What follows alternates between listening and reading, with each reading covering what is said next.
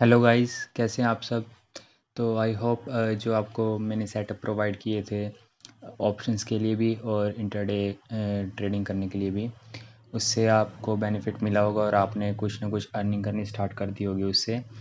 तो आज हम बात करेंगे कि जैसे हम कैंडलस्टिक का यूज़ रैंकों में भी कर लेते हैं, मतलब उससे थोड़ी हेल्प लेने के लिए।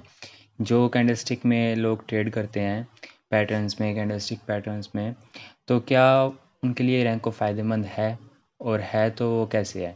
तो आज हम उसी के बारे में बात करेंगे। तो देखते हैं।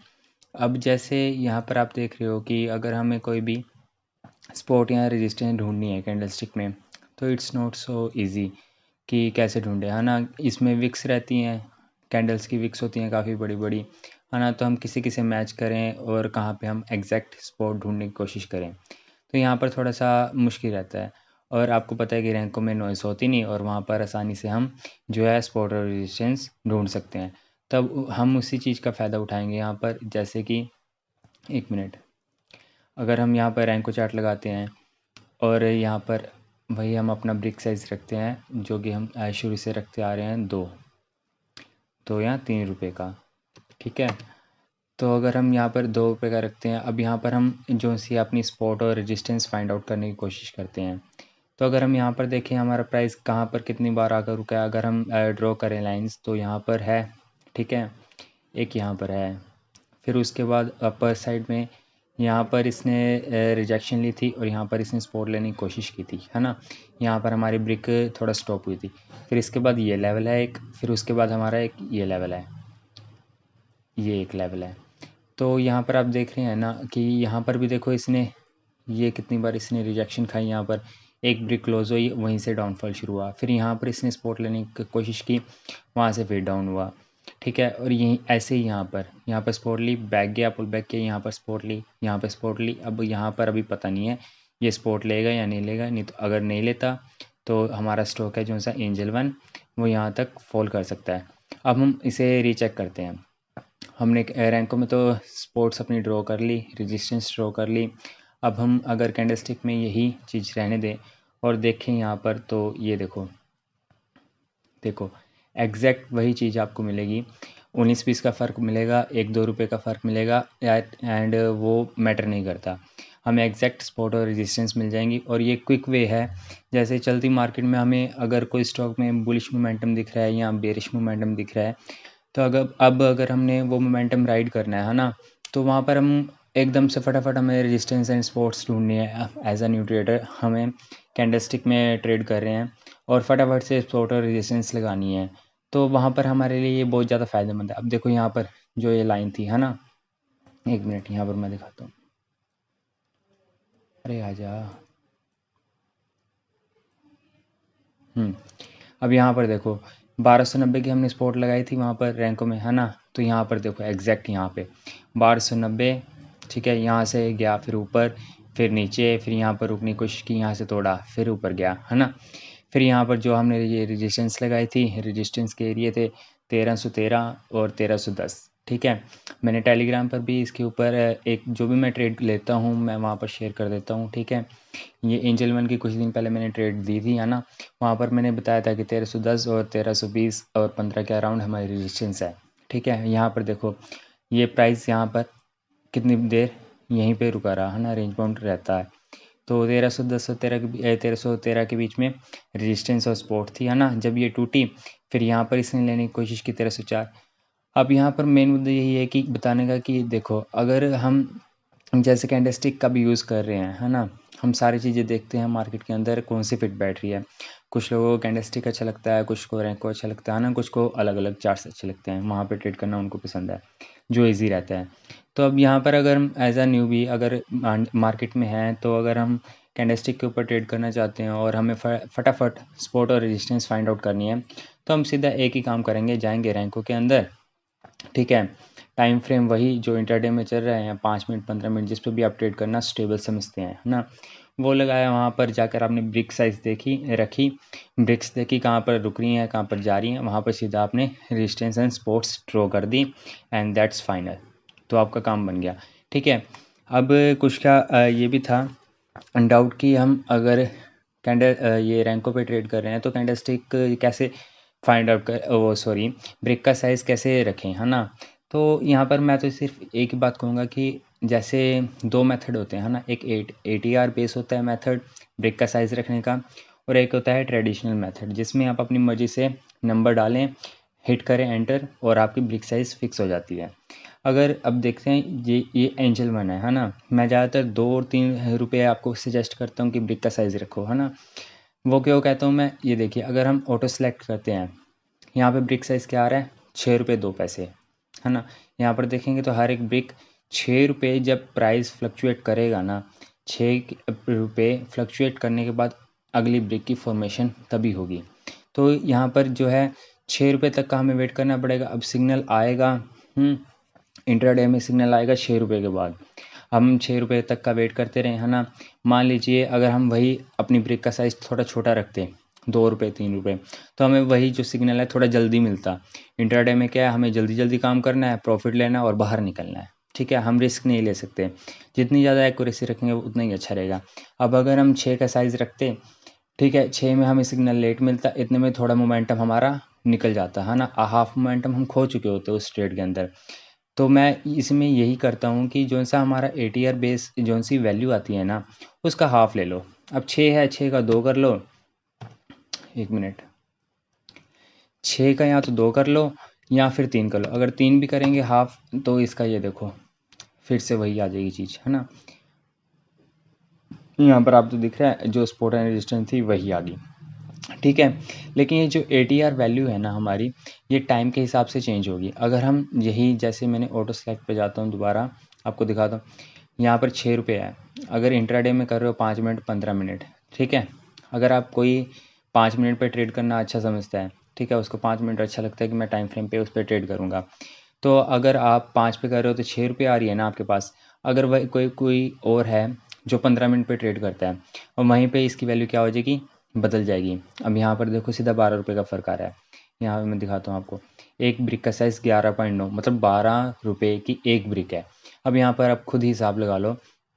अब टाइम बेस तो होता नहीं है ना रैंको, क्यों कि ये प्राइस बेस होती हैं, है ना, हमारी ब्रिक्स।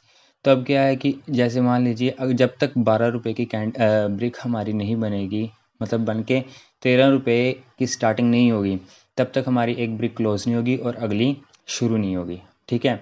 अब इतनी देर में यहाँ पर देखो नीचे देखो, 25/2 को 9:15 पे ये बनी थी ब्रिक। अगर हमारे स्टॉक में मोमेंटम ही नहीं आता 12 और 20 रुपये से ज़्यादा, तो उस दिन में सिर्फ वो एक ही कैंडल शो मतलब ब्रिक बनेगी, है ना। अब यहाँ पर देखो, ये देखो 10:30 तक इतना गया, ठीक है। अब मतलब लेट ही मिलेगा आपको मोमेंटम, जल्दी नहीं मिल पाएगा। और इंट्राडे में क्या है, हमें थोड़ा जल्दी फास्ट चाहिए। अगर यही 15 मिनट पे मैं इसी को जो अपना है 3 रुपये रख देता, तब अगर हमारा जो सिग्नल था वो देखते हैं कितनी जल्दी आता। ये देखो यहाँ से देखो जल्दी आ गया सिग्नल, यहाँ से सिग्नल मिला, हमने राइड किया। यहाँ पर अगर हम राइड करते 1280 से लेके सीधा 1330 तक गया, मतलब आप पूरा भी नहीं अगर राइड करते, कम से कम 20-30 पॉइंट आपको मिल जाते आराम से। तो यही मतलब है मेरा कहने का कि अगर आप छोटा साइज़ रखोगे ब्रेक का, तो आपको जल्दी से जल्दी मोमेंटम मिलने की संभावना है, मतलब आपको उम्मीद रहेगी कि जल्दी से जल्दी मोमेंटम मिलेगा ही मिलेगा, और सेटअप पे के अकॉर्डिंग हमें सिग्नल जल्दी मिलेगा। ये जो सी ATR बेस वैल्यू है, अगर आप ATR पे रखोगे ना, तो मतलब आपको वो हेल्पफुल तो है, लेकिन वो हेल्पफुल तब है जब आप मतलब स्विंग ट्रेड में जा रहे हो, 1-2 दिन के लिए ट्रेड में जा रहे हो, या महीना के लिए जा रहे हो, या इन्वेस्टमेंट पर्पज़ के लिए जा रहे हो, तब ATR वैल्यू की आपकी मतलब ज़्यादा इंपॉर्टेंस रखता है, क्योंकि वो जैसे ही लेट सिग्नल मिलेगा, मतलब वो लेट भी होगा और लॉन्ग भी होगा, मतलब काफ़ी दिनों तक भी चलेगा, है ना। लेकिन हम इंट्राडे कर रहे हैं तो इंट्राडे में तो यही आपको रखना है। बाकी अगर मैं एक और स्टॉक में दिखा दूँ, जैसे ज़्यादा बड़ा स्टॉक था, इसमें ATR वैल्यू आपने देखी, ठीक है। अब जैसे ये हिंडाल्को है, हिंडाल्को के ऊपर भी मैंने ट्रेड बताई थी टेलीग्राम पर। तो यहाँ पर अगर हम देखेंगे, इसका भी अगर हम ATR वैल्यू सेलेक्ट करेंगे तो 3 रुपये 4 पैसे आ रही है ना। 3 रुपये 4 आ रही है, 1 मिनट, 3 रुपये 4 पैसे आ रही है। तो 5 मिनट पे वही है, 3 रुपये रखो 2 रुपये रखो, वैल्यू तो वही है। मैं 2 रुपये रखता हूँ, ये 3 रुपये बता रहा है, मतलब ऑलमोस्ट सेम ही रहेगा। JSW में देख लो तब भी वहाँ पर यही चीज़ ही रहेगी आपके सामने। जो ATR की वैल्यू है वो इतनी ही आएगी। 4 रुपये, 4 का हाफ कर दो 2 रुपये, वहाँ पे 3 का हाफ कर दो 1.5 रुपये, 1.5 का 1.5 रखना नहीं है तो 2 रख दो, राउंड फिगर में चले जाओ। मतलब कैलकुलेशन भी आसान रहेगी और ट्रेंड राइड करने में भी आसानी रहेगी। तो यही चीज़ है बस इसमें। अगर हम यहाँ पर भी अगर एक बार और देख लें, अगर सपोर्ट एंड रेजिस्टेंस लगाएं, तो मैंने यहाँ पर भी एक ट्रेड बताई थी टेलीग्राम पे, जब मैंने ट्रेड किया था तो मैं अपडेट करता रहता हूँ। तो मैंने बताया था 1882 पे सपोर्ट है। और एक मिनट, ये देखो यहाँ पर फिर आके प्राइस रुका, ये कितना है, अभी 3 रुपये चल रही है ना, इसको 2 पे सेट कर देते हैं, एक ये है। अब अगर यही चीज़ जो हम करते हैं इंट्राडे में, 2 की वैल्यू कर देते हैं हम ब्रिक की, ठीक है।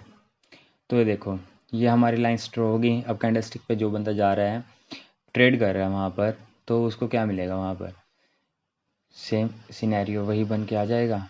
यहाँ पे एक लाइन हमें ड्रॉ नहीं की उसमें सपोर्ट की, ठीक है, यहाँ पर भी बनती है, ठीक है। यहाँ पर देखो वही चीज़ आ गई, ये स्पॉट है, या हर जगह पे इसने स्पॉट लेने की कोशिश की, यहाँ ली, यहाँ स्पॉट ली, फिर यहाँ भी स्पॉट ली, क्रैक हुआ, फिर ये एक लाइन यहाँ थी, ये भी स्पॉट ली, है ना।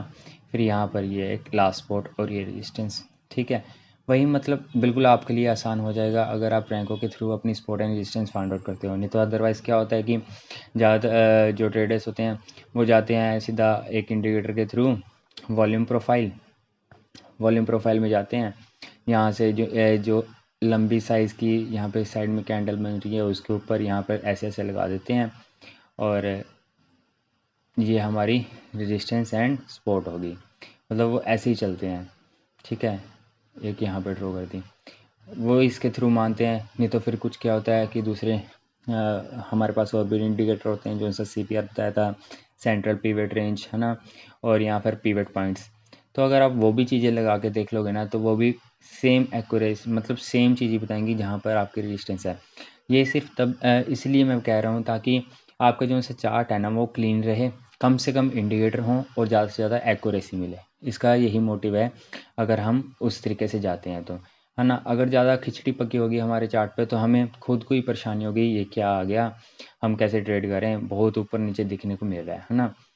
बाकी यही था इसमें। आपको ATR वैल्यूज़ भी समझा दी मैंने, क्या है कैसे रखनी है, इंट्राडे में क्या करना है ना।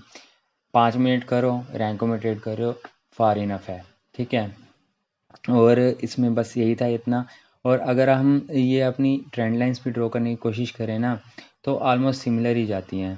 जैसे अगर मैं 1 मिनट रैंक को लगा लेता हूँ,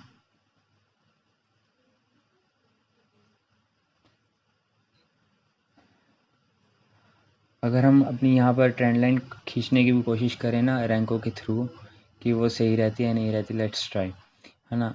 ये देखो अगर यहाँ से एक ये लगा देते हैं, ठीक है, वहाँ पे अब इसको चेक करें अगर हम कैंडलस्टिक पे, तो ये देखो एग्जैक्ट वही चीज़ बनी ना। मतलब आपको support, resistance plus trend lines draw करने की जो परेशानी रहती है ना कैंडलस्टिक चार्ट में, कि भाई इसकी तो इतनी विक है, इसको विक से विक को मिलाना है तभी ट्रेंड लाइन ड्रॉ होगी, है ना। क्योंकि इसमें यही रूल होता है, विक से विक को मिलाओ। ये मतलब कहीं भी नहीं होता कि आपको यहाँ से ड्रॉ की मैंने ये लगा दिया मेरी ट्रेंड लाइन होगी, ये ऐसे ट्रेंड लाइन ड्रॉ कभी नहीं होती। देख रहे हो ना आप कि जैसे मैंने वहाँ पे ट्रेंड लाइन ड्रॉ की रैंकों के बेस पे, ये देखो एग्जैक्ट वही ट्रेंड लाइन बन गई। यहाँ पे सपोर्ट ली, यहाँ पे ली, अब यहाँ पे सपोर्ट ले रहा है, क्रैक हुआ तो ये यहाँ तक नीचे आ जाएगा हिंडाल को 1580 पे। इंट्राडे में करके देख लो, और जो सा आपका वनडे के चार्ट पे चल जाओ तब भी वही रहेगी चीज़ आपके पास, है ना। अगर हम यहाँ से लें, हल्का सा आपको ज़रूर फ़र्क देखने को मिलेगा क्योंकि ये ब्रिक साइज़ है ना, टाइम के अकॉर्डिंग तो चलता नहीं है ये। तो इसी वजह से क्या है कि 19-20 का फ़र्क तो दिखेगा ही दिखेगा। अरे हो जाए सेट, 19-20 का फ़र्क तो आपको दिखेगा ही दिखेगा इन दोनों चीज़ों में। अब ये देख लो, क्योंकि कैंडल्स की विक्स होती हैं टाइम की वजह से जो सी हमारे पास नॉइस सी रहती है। अब ये भी मैंने ट्रेंड लाइन आपके सामने ड्रॉ की है, देख लो आप खुद कि कितना फ़र्क है। यहाँ पे रेजिस्टेंस खाई, यहाँ पे खाई, यहाँ पे खाई, ब्रेकआउट दिया, थोड़ा सा ऊपर गया, यहाँ पे इसने ब्रेकआउट दिया क्योंकि यहाँ पर हमारे पास बुलिश कैंडल बनी है, ये देखो कितनी बुलिश कैंडल थी, ब्रेकआउट बना, बाय किया किसी ने, जो भी कैंडलस्टिक के थ्रू ट्रेड करता है ना, तो बाय किया, उसके बाद फिर वही सपोर्ट लेने की कोशिश की। अब वहाँ पे जो ये 600 का एरिया है, यहाँ पे इसने फिर रेजिस्टेंस खाई, अब यहाँ पे आकर बैठा हुआ है। तो आपके लिए देखो कितना इजी हो गया, सपोर्ट भी ढूंढना, रेजिस्टेंस ढूंढना, प्लस ट्रेंड लाइन ड्रॉ करना, मतलब सारी चीज़ें कितनी आसान है रैंकों के थ्रू। तो आप अगर कैंडलस्टिक में ट्रेड कर रहे हो ना, तो मतलब रैंकों का सहारा लो, सपोर्ट रेजिस्टेंस ड्रॉ करो, चाहे इंट्राडे करो, चाहे डिलीवरी बेसिस पे अपनी स्विंग ट्रेड्स करो, जैसे मर्जी करो, आपके लिए सारा कुछ बेनिफिशियल है, मतलब बहुत इजी कर देता है रैंक को आपके लिए। बस आपको फाइंड आउट करना है, स्टडी करो, उसकी चार्ट्स पढ़ो हर रोज़, ठीक है, 5-10 चार्ट रोज़ की प्रैक्टिस करो। बस यही था इस वीडियो में, तो keep practice, keep learning and keep earning. तो आज की वीडियो में बस इतना ही था। Thank you so much.